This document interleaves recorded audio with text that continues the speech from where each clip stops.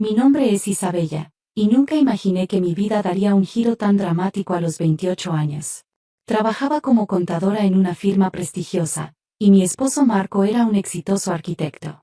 Nos conocimos en la universidad y nos casamos hace 3 años. Nuestra vida era perfecta hasta que su familia comenzó a entrometerse cada vez más. Todo comenzó cuando quedé embarazada. Marco y yo estábamos extasiados, pero su madre Carmen tenía otros planes. Desde el principio, insistió en que me mudara a su casa durante el embarazo. Una mujer embarazada necesita supervisión constante, decía. Marco siempre había sido cercano a su familia, especialmente a su madre, así que aunque yo no estaba de acuerdo, él pensaba que era una buena idea. Mi amor, mi madre solo quiere ayudar, me decía Marco cada vez que yo expresaba mi incomodidad. Además, tiene experiencia criando hijos. Pero yo sabía que había algo más detrás de su insistencia.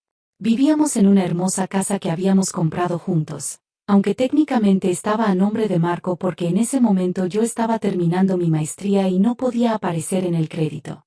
Sin embargo, había invertido todos mis ahorros en la entrada y los muebles. A los 6 meses de embarazo, Marco comenzó a sentirse mal. Los médicos diagnosticaron una condición cardíaca grave que requería cirugía inmediata. Fue entonces cuando todo empezó a desmoronarse. Isabella, necesito que firmes estos papeles, me dijo Marco desde la cama del hospital. Es solo por si algo sale mal en la cirugía. Estaba débil y pálido, y yo estaba tan preocupada por su salud que firmé sin leer detenidamente. Un error que pagaría caro. La cirugía se complicó. Marco no sobrevivió. Mi mundo se derrumbó por completo. Estaba devastada, embarazada de 7 meses, y de repente sola. Pero no tenía idea de que lo peor estaba por venir. 3 días después del funeral, mientras todavía estaba en el hospital recuperándome de una crisis de presión arterial causada por el estrés, mi suegra Carmen apareció en mi habitación con una sonrisa que nunca olvidaré. Isabella, querida, tengo noticias, dijo con un tono dulce que me heló la sangre. He vendido la casa. Ya firmé todos los papeles. Me quedé en shock. ¿Qué? ¿De qué estás hablando? Esa es mi casa. Carmen sacó unos documentos de su bolso. Oh, no, querida. Marco me dio un poder notarial completo antes de la cirugía. Los papeles que firmaste ese día, bueno, deberías haber leído mejor. No podía creer lo que estaba escuchando. Mi presión arterial comenzó a subir nuevamente, y las enfermeras tuvieron que intervenir. No te preocupes, continuó Carmen mientras las enfermeras me atendían. Te mudarás con nosotros. Después de todo, llevas a mi nieto en tu vientre. Pero tendrás que seguir nuestras reglas. Ya no eres la esposa exitosa de mi hijo, ahora solo eres la madre de mi nieto. Las lágrimas corrían por mis mejillas mientras procesaba lo que estaba sucediendo.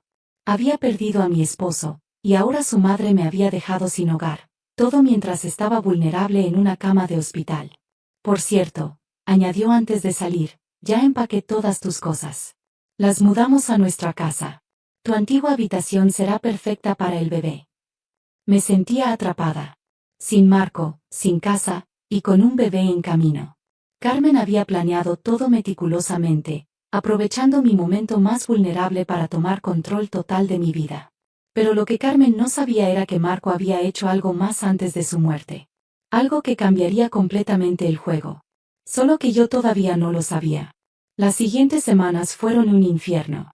Me vi obligada a mudarme a la casa de Carmen, donde me trataban como una sirvienta en lugar de como la viuda de su hijo. Mi cuñada Laura, la hermana menor de Marco, se regodeaba de mi situación. Ahora entiendes tu lugar, me decía mientras me veía limpiar la casa, a pesar de mi avanzado embarazo. Marco siempre fue demasiado bueno contigo. Una contadora simple no era suficiente para él. Cada día era una nueva humillación. Carmen controlaba cada aspecto de mi vida, desde lo que comía hasta con quién hablaba. Me quitó mi teléfono, diciendo que necesitaba descansar de la tecnología para el bien del bebé. El estrés es malo para mi nieto, decía cada vez que intentaba protestar. Deberías estar agradecida de que te estemos cuidando. Pero yo sabía que esto no era cuidado. Era control puro y duro. Y mientras mi vientre crecía, mi determinación de encontrar una salida también aumentaba. Lo que no esperaba era que la solución llegaría de la manera más inesperada posible. Todo cambió el día que entré en trabajo de parto. Estaba sola en casa, limpiando los baños como Carmen me había ordenado, cuando sentí las primeras contracciones. «Carmen», grité, pero nadie respondió. Encontré una nota en la cocina. Fuimos de compras. Volveremos para la cena. Mi teléfono seguía confiscado, y el teléfono fijo había sido desconectado para ahorrar dinero. Con dolor y miedo, caminé hasta la casa del vecino. Gracias a Dios, el señor Thompson estaba en casa y llamó inmediatamente a una ambulancia. «¿Dónde está tu familia?», preguntó la enfermera mientras me ingresaban. «No tengo familia», respondí entre lágrimas. Era cierto. Mis padres habían fallecido años atrás en un accidente, y ahora había perdido a Marco. Fueron 12 horas de labor. Mi hijo nació fuerte y saludable, pero Carmen y su familia ni siquiera aparecieron en el hospital. No fue hasta el día siguiente que llegaron, actuando como si nada hubiera pasado. «Mi precioso nieto», exclamó Carmen, ignorándome completamente. «¿Por qué no nos llamaste cuando empezó el trabajo de parto?». Estaba demasiado exhausta para responder, pero una voz desde la puerta lo hizo por mí. «Tal vez porque le quitaron el teléfono y la dejaron sola», dijo un hombre de traje que acababa de entrar. «Soy Robert Chen, el abogado personal de Marco». Carmen se puso pálida. «¿Qué hace usted aquí?».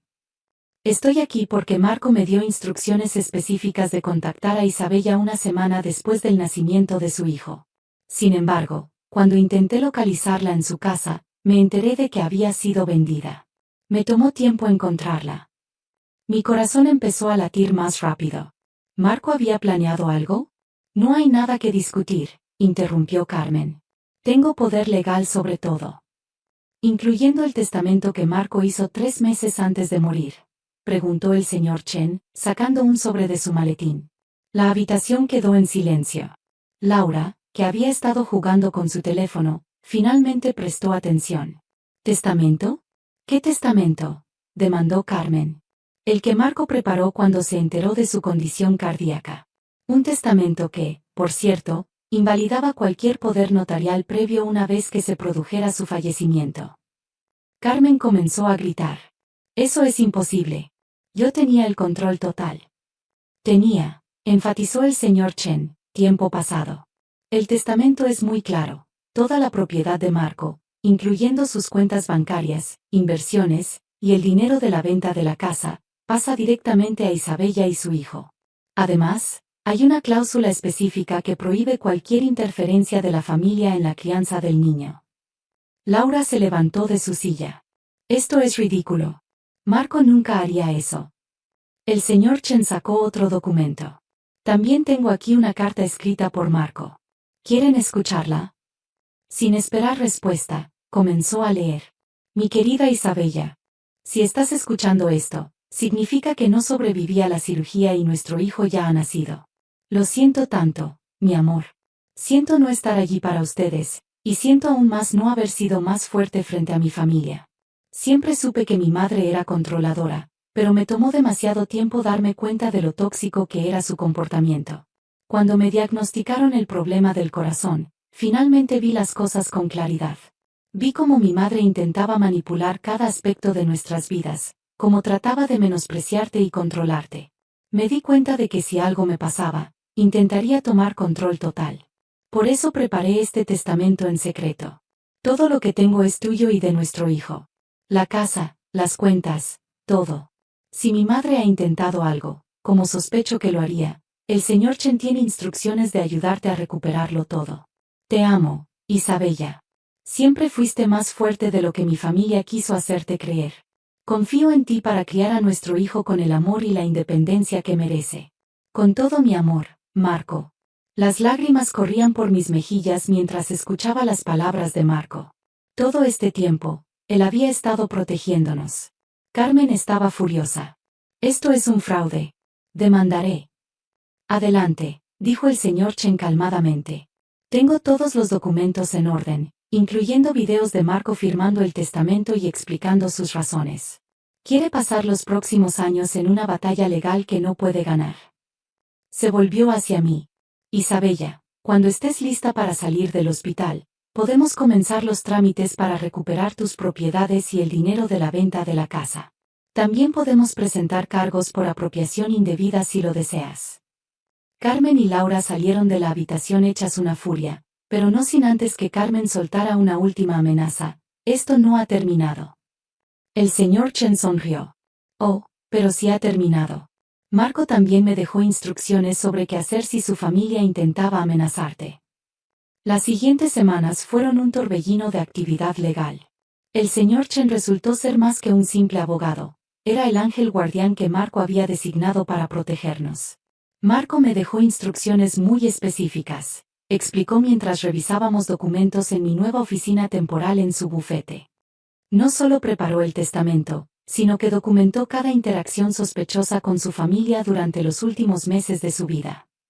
Resultó que Marco había estado grabando secretamente las conversaciones con su madre, especialmente aquellas donde ella presionaba por el poder notarial. También había guardado todos los mensajes donde Carmen planificaba cómo tomar control de nuestras propiedades.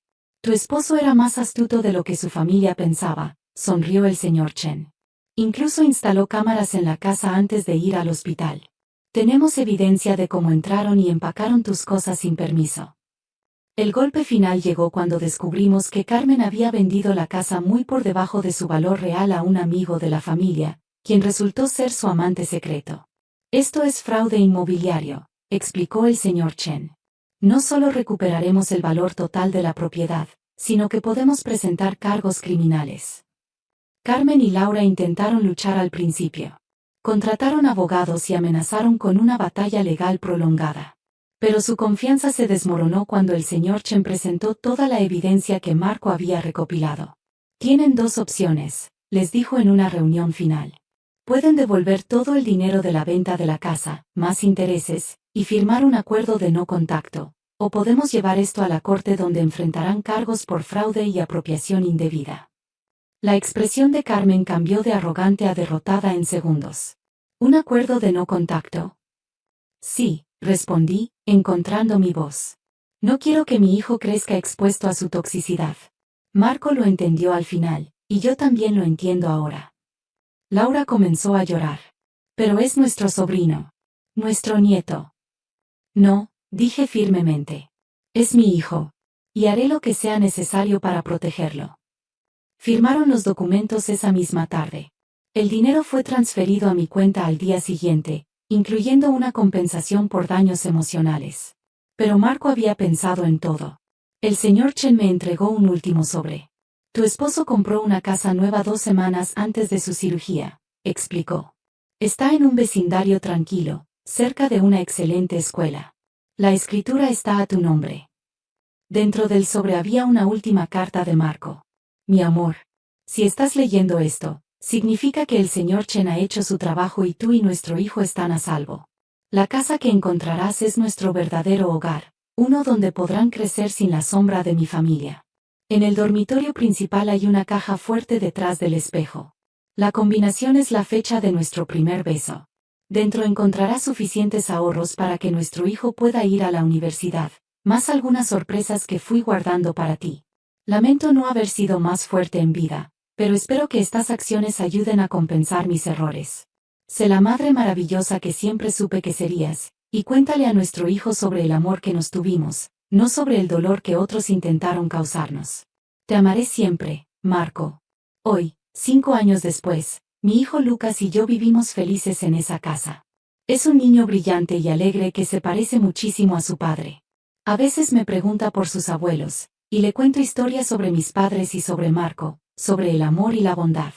Carmen y Laura intentaron contactarnos un par de veces a través de terceros, pero el acuerdo legal es claro y el señor Chen, quien se ha convertido en un buen amigo, se asegura de que lo respeten. La semana pasada, mientras Lucas jugaba en el jardín, encontré una última carta de Marco que había estado guardada en la caja fuerte. Era diferente a las demás, escrita con prisa. Isabella. Estoy a punto de entrar a cirugía y tengo miedo, no de morir, sino de no haber hecho lo suficiente para protegerlos. Pero viendo todas las medidas que he tomado, me doy cuenta de algo, nunca necesitaste mi protección. Siempre fuiste más fuerte de lo que todos, incluso tú misma, creían. Si estás leyendo esto años después, como espero, sé que tenía razón. Eres una superviviente, mi amor. Y nuestro hijo será tan fuerte como tú. Con amor eterno, Marco. Guardé la carta junto con las demás que tengo para Lucas cuando sea mayor. Quiero que sepa que su padre no solo nos amó, sino que luchó por nosotros hasta el final. Mientras tanto, he vuelto a mi carrera como contadora, ahora con mi propia firma pequeña pero exitosa. Varios de los clientes de la familia de Marco se cambiaron conmigo cuando se enteraron de la verdad. La vida no es perfecta, pero es nuestra. Y cada día, cuando veo a Lucas sonreír, sé que todo valió la pena. Como dice el señor Chen, a veces las personas más silenciosas son las que planean las mejores venganzas. Pero yo prefiero pensar que no fue venganza lo que Marco planeó, sino justicia. Y la justicia, aunque llegue tarde, siempre encuentra su camino. Gracias por escuchar mi historia. Si están pasando por algo similar, recuerden, la fuerza no siempre está en gritar más fuerte, sino en planear más inteligentemente. Y sobre todo, en nunca perder la dignidad, incluso cuando otros intenten quitártela. Con amor, Isabella.